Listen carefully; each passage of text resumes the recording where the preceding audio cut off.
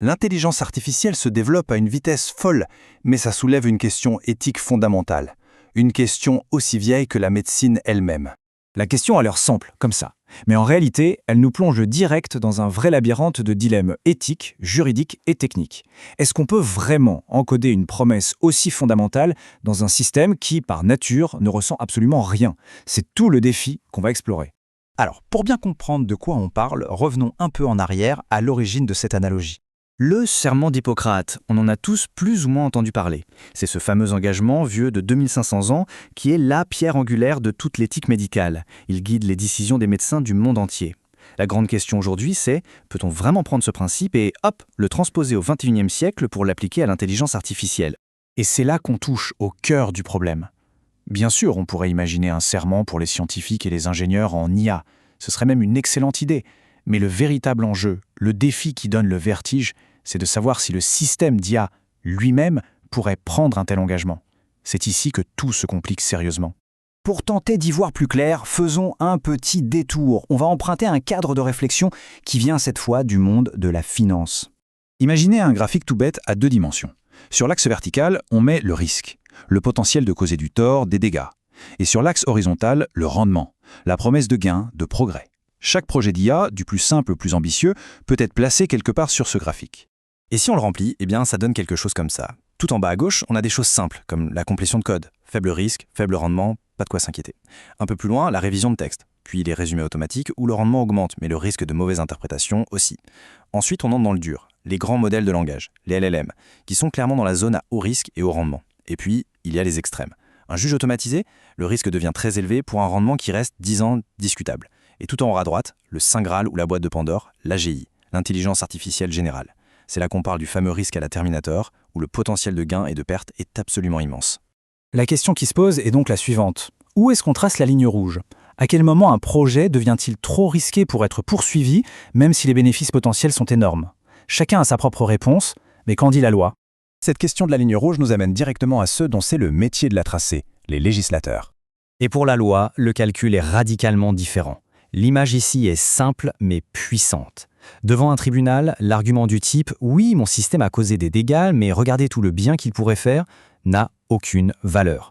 La justice, elle, ne s'intéresse qu'à une seule chose, le risque de préjudice. L'Union européenne a d'ailleurs été la première à formaliser cela avec sa loi sur l'IA. C'est une approche par niveau. Plus le risque est élevé, plus les contraintes sont fortes.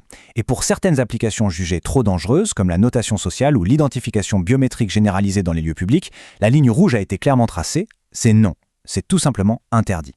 Mais cette loi a introduit une exigence qui est un véritable casse-tête technique, l'explicabilité.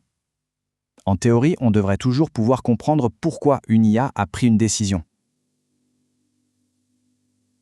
Le problème, c'est que pour les systèmes les plus complexes, comme les réseaux de neurones profonds, c'est quasiment mission impossible. On peut expliquer le fonctionnement mathématique global, mais retracer la logique exacte d'une décision spécifique dans un langage humain, c'est une autre paire de manches.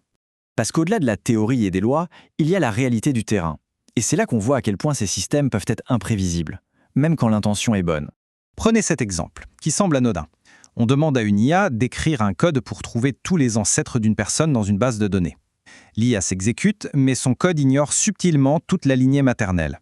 La question qui tue, est-ce un simple bug, une erreur de programmation, ou est-ce un biais profondément enfoui dans les données qui ont servi à l'entraîner? Impossible de le savoir avec certitude.